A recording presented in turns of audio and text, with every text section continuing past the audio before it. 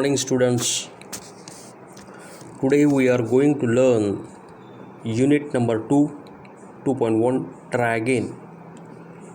Today, first we are see the warming up chit chat, and then we going to learn this poem. That name is Try Again. So first we see the warming up. In this warming up, we see here chit chat. Some 6 questions are there. What do you like, poems or stories? What kind of poems do you enjoy the most? Do you think poems can inspire us? Do you remember any such inspiring poem? When did you learn or listen to it? What message do you get from it? This type of question you can ask each other, or just we take from that first question, what do you like? म्हणजे काय तर आपण सुरुवातीला ह्या चिटचॅटमध्ये जर प्रश्न बघितले तर तुम्हाला कविता आवडतात की गोष्ट, असा काही प्रश्न विचारतो. दुसऱ्या याच्यात what kind of poems do you enjoy the most? कुठल्या समजा कविता आवडत असेल तर कुठल्या प्रकारच्या कविता तुम्हाला आवडतात, त्या तुम्हाला आनंद देतात का? तर त्याचं उत्तर येस, आय एन्जॉय, किंवा I love lyrics, I sing a song, किंवा आय लव ओल्ड पोएम्स. अशा प्रकारचे आपण त्याच्यामध्ये उत्तरं देऊ शकतो. Do you think poem can inspire us? Inspire म्हणजे प्रेरणा देणे. तर अशा काही कविता आपल्याला इन्स्पायरेशन देतात का? तर नक्कीच देतात. आपण उत्तर देऊ शकतो yes sure, I do this that poem inspire us. अशा पद्धतीनं आपण त्याचं उत्तर देऊ शकतो. की आपण समजा देशभक्तीपर गीतं असतील किंवा चक दे इंडियामधलं गाणं असेल, तर अशा वेगवेगळ्या प्रकारची गाणी ही आपल्याला इन्स्पायरेशन देतात. अशी वेगवेगळी हिंदी गाणी आहेत, जुनी मराठी गाणी आहेत, आपण बघितलं समजा तुम्ही ऐकली असतील तर अशा वेगवेगळ्या प्रकारची तुम्ही जर गाणी आठवली तर ते देखील मला तुम्ही सांगा, सर हे गाणं इन्स्पायरेशन आहे, हे मला व्हॉट्सअपला मेसेज करून केलंत ना तरी चालेल, हरकत नाही. पुढे जाऊ. Do you remember any such inspiring poem? तेच आत्ता तुम्हाला सांगितलं मी. कुठली कविता आठवत असेल तर तुम्ही मला सांगा. किंवा आपण जे म्हणतो we shall overcome, we shall, हे सुद्धा आपल्याला जे आपण इन्स्पायरेशनसाठी गाणं आपण म्हणू शकतो. पुढे बघू. When did you learn or listen it? हे गाणं कधी, समजा आता आपण हेच गाणं बघितलं, वी शॅल ओव्हरकम, हे गाणं कधी बघितलं तुम्ही? तर पहिलीमध्ये बघितलं असेल किंवा 7वीमध्ये सुद्धा ही जी कविता आहे ही तुम्हाला होती, बरोबर की नाही? त्यामुळे आपण त्याचं उत्तर म्हणू I learn it when I was in standard 7. आलं लक्षात? पुढे आपण बघूयात last 6 question. What message do you get from it? तुम्हाला ह्या कवितेतून कोणता संदेश मिळाला आहे? तर कुठला संदेश आपल्याला मिळालेला आहे? The message get from this poem that if we have faith in our self we shall break through all the hurdles and make us free and live in peace. आपण शांततेमध्ये जीवन जगलं पाहिजे, अशा स्वरूपाचे मेसेज आपल्याला या प्रश्नातून, या गाण्यांमधून मिळतात, असं आपण उत्तर याचं लिहू शकतो. आता खाली काय दिले बघा.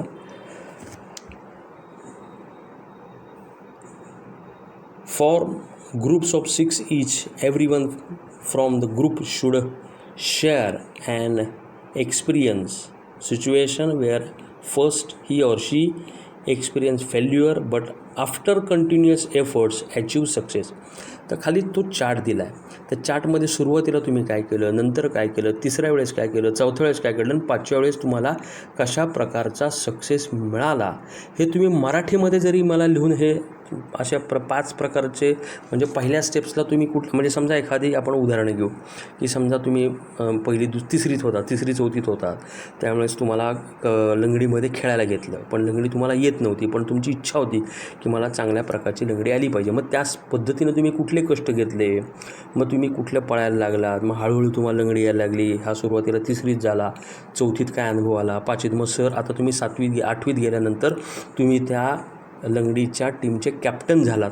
असा हा जो तुमचा प्रवास आहे तर तो प्रवासाचं वर्णन स्टेप बाय स्टेप, पहिल्यांदा काय घडलं, नंतर काय घडलं, मग आम्ही इतक्या वेळा प्रयत्न केले आणि मग शेवटी मी आत्ता हे यश संपादन केलेलं आहे.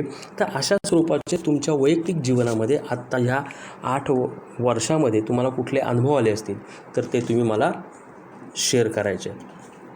खाली जाऊयात. खालच्या दुसऱ्या प्रश्नामध्ये काही इमेजेस दिल्यात. See the images, rearrange and write the proper lines number for each from those given below. 6 प्रकारचे आपल्याला प्रश्न दिले, 6 चित्र याच्यात तुम्हाला दिसतात. पहिलं चित्र, दुसरं, त्याच्यामध्ये काय दिसतोय, तो कोळी दिसतोय. मग याच्यामध्ये उलटे सुलटे तुम्हाला क्रम दिलेत.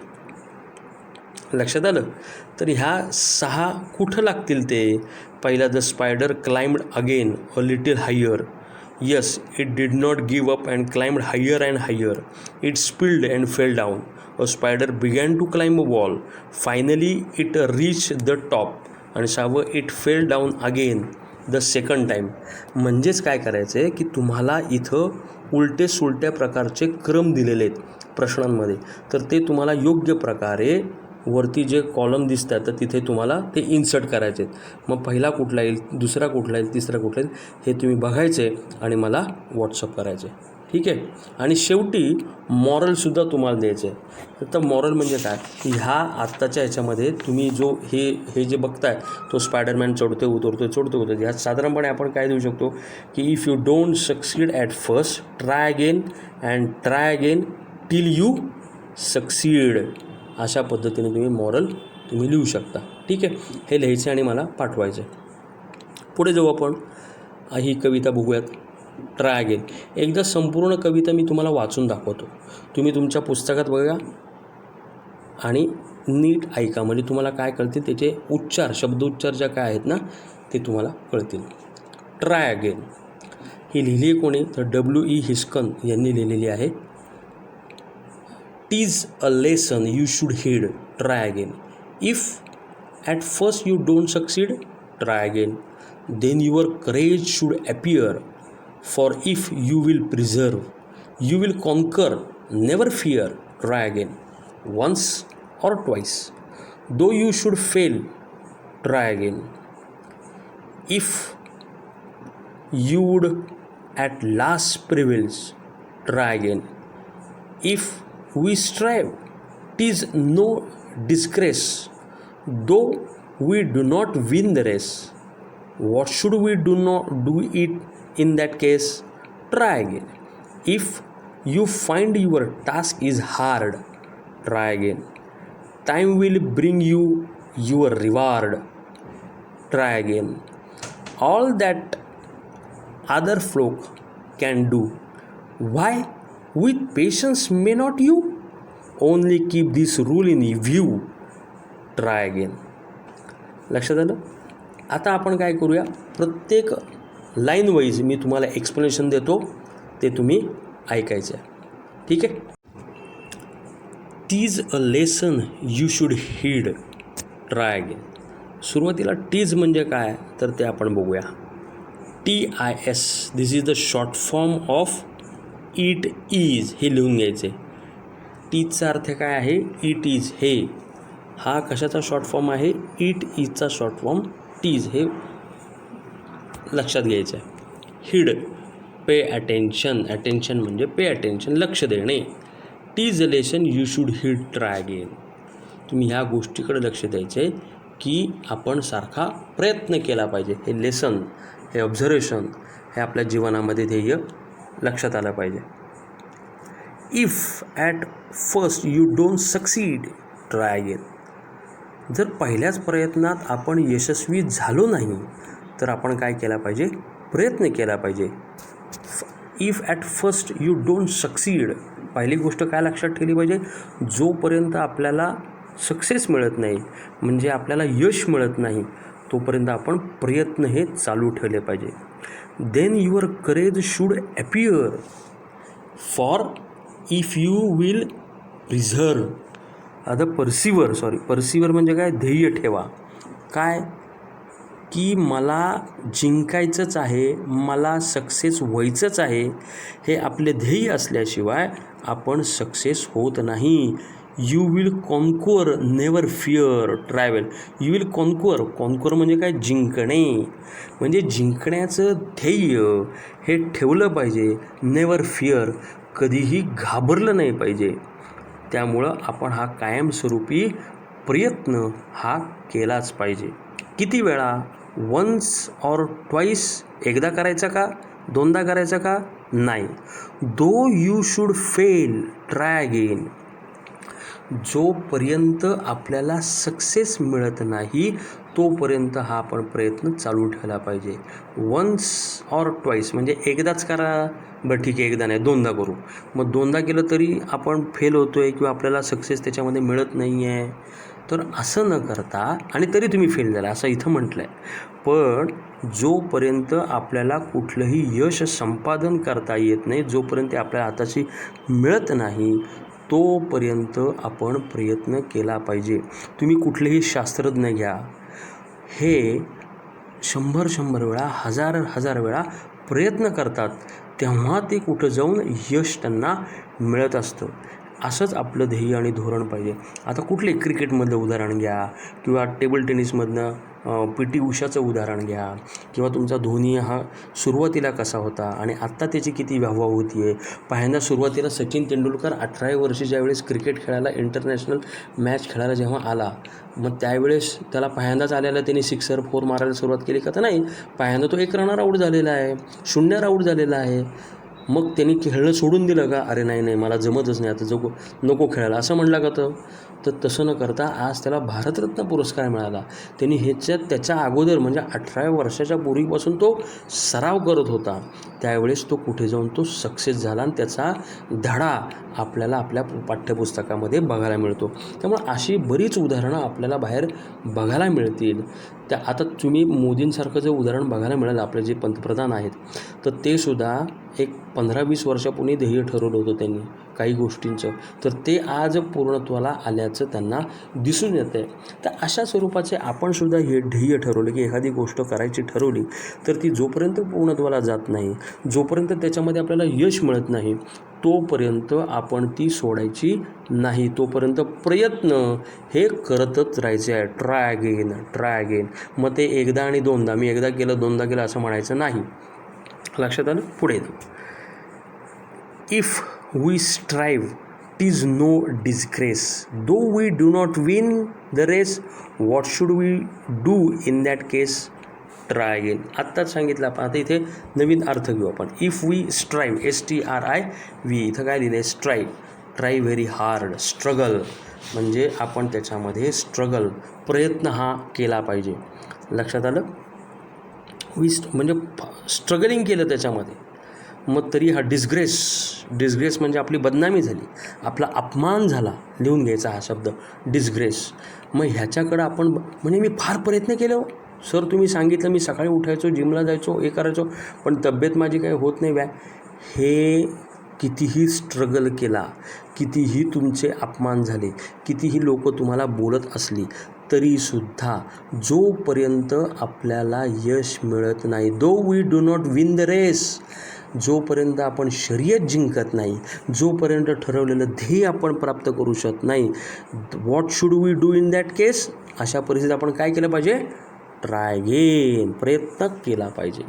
If you find your task is hard, try again. एखादं जर कौशल्य आपण करायचं ठरवलं आहे आणि ते फार हार्ड आहे, फार कठीण आहे, मला पर्वत चढायचं आहे, कठीण आहे पण ठरवलं आहे, जिद्द आहे, तर ती जोपर्यंत ते आपण पर्वत जिंकत नाही तोपर्यंत आपल्याला काय केलं पाहिजे? मग ट्राय अगेन, प्रयत्नच केला पाहिजे. आता समजा एखादं आपण झाड लावलं घरी, आता आपण एखादा सगळ्यांनी सांगितलं, आता मग सरांनी सांगितलं चला आपण समजा पर्यावरण निर्मिती केली पाहिजे, सगळेजण अशा सगळ्या गोष्टी, झाडं तोडतायत, हे तोडतायत, असं ऐकून आपण घरी झाड आणलं, आपल्या कुंडीत लावलं, त्याला दररोज पाणी घालतो आहे, बऱ्यापैकी खत घालतो आहे, या अशा सगळ्या गोष्टी घालताना ते झाड आलंच नाही, मेलं झाड. मग आता जाऊ दे, माझ्याकडनं काही होत नाही, असं करून चालेल का? तर नाही. मग त्याची चौकशी करावी लागेल, विचारावं लागेल काय नेमकं होते, मग त्याला कीड लागते आहे का, मग त्याला फवारणी केली पाहिजे का, मग त्याला कुठं शेजारी कुठं कीड वगैरे लागलेली ती मारली पाहिजे का, अशा स्वरूपाचं आपण कोणाकडे तरी मार्गदर्शन घेतलं पाहिजे. त्याला मग जास्तच पाणी घालतो आहे का मी, का पाणी कमीच घालतो आहे, ह्या सगळ्या गोष्टी बघून ते झाड कसं जगेल ह्याचं आपण बघून विचारून ते कसं डौलदारपणे झाड होईल. किंवा जी काही तुमची इच्छा, समजा झाड लावायची चांगली इच्छा आहे ना, मग ती पूर्णत्वाला जोपर्यंत जात नाही तोपर्यंत आपण काय केलं पाहिजे, प्रयत्न केला पाहिजे. Time will bring you your reward, हे अतिशय सर्वात महत्त्वाचं वाक्य आहे. And that is the favourite line in this poem. Time will bring you your reward. Reward म्हणजे तुमचं बक्षीस. हे कोण देतं? वेळ. जर तुम्ही ह्या सगळ्या गोष्टी जर प्रयत्न केले तर येणारी काही जो वेळ आहे, काळ आहे, हे नक्कीच तुमचा सन्मान करेल. ह्या गोष्टी लक्षात ठेवा. आणि हे अतिशय फार महत्त्वाचं तुमच्या फक्त कवितेपुरतं मर्यादित नाही तर जीवनामध्ये सुद्धा फार अतिशय महत्त्वाचं वाक्य आहे की time will bring you your reward. कोणी नाही, आईवडिलांनी शाबासकी दिली नाही, मित्रांनी नाही, मैत्रिणींनी नाही, पण जर तुम्ही सक्सेसफुल होत असाल, जर तुम्ही योग्य मार्गदर्शनाने पुढे जात असाल तर वेळ आणि काळ जो आहे तर तुम्हाला नक्कीच बक्षीस देईल, तुमचा सन्मान करेल. All that other folk can do. बाकीचे इतर लोक तुम्हाला विचारतील, फ्लोक म्हणजे लोक, why with patience may not you. अरे तुझ्याकडे पेशन्स नाही आहेत, अरे तू थोडा वेळ थांबू शकत नाही, तुला असं थांबण्याची कॅपॅसिटी नाही, तुझे कॅपॅसिटी टू ॲक्सेप्ट डिले, असा पेशन्सचा अर्थ आहे. काय मी सांगितलं, परत एकदा सांगतो, capacity to accept delay without losing hope इथंच दिलं आहे. Capacity to accept delay without losing hope, की तू असं का करतोयस, तुझ्या आशा आकांक्षा का घालवतेस, तू थोडं थांबायची तयारी ठेव, थोडा उशीर झाला तरी ठेव, असं विचारणारी लोकं आहेत. Only keep this rule in view. त्यामुळं आपल्या डोक्यामध्ये ह्या गोष्टी ठेवायच्यात आणि आपण काय करत राहायचं आहे, प्रयत्न करत राहायचा आहे.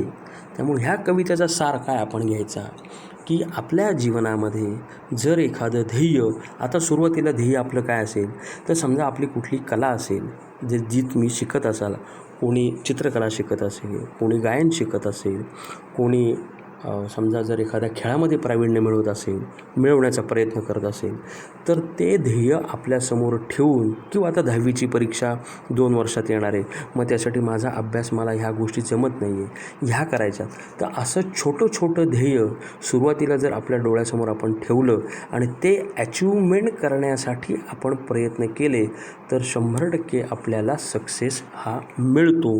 म्हणून त्यासाठी काय करायचं आहे, सतत आपण प्रयत्न करत राहायचे आहे.